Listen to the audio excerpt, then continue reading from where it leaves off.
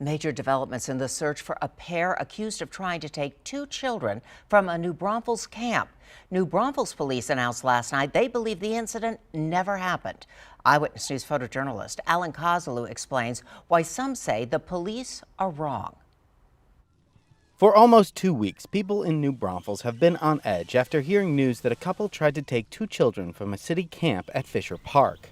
A camp counselor said the pair had fake pickup forms on June 11th and waited in a car pickup line for the children. The pair took off when questioned, according to the camp employee.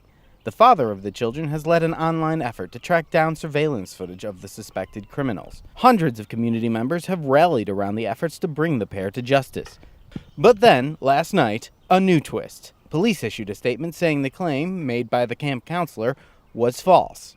New Braunfels Chief of Police, Keith Lane, said in a statement, "While we appreciate the power social media has in informing the community of an active investigation, we want to caution residents about jumping to conclusions or sharing posts that do not come from official law enforcement sources." New Braunfels City Manager Robert Camareno added, "Parents should be assured that their children are in good hands at all of our facilities and camps." The father of the children, who the employee said were targeted, sent KENS 5 a statement today.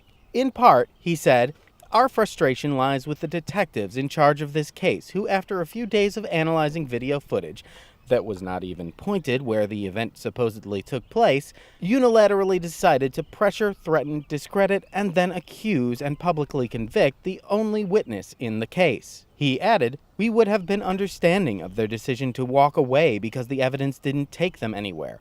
What we got instead was the sole witness being thrown to the wolves, a public accusation that the witness fabricated the whole thing, and a public message to the community that basically said, nothing happened on video, so that means nothing happened."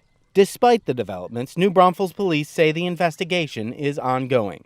Alan Kozlu, KENS 5, Eyewitness News.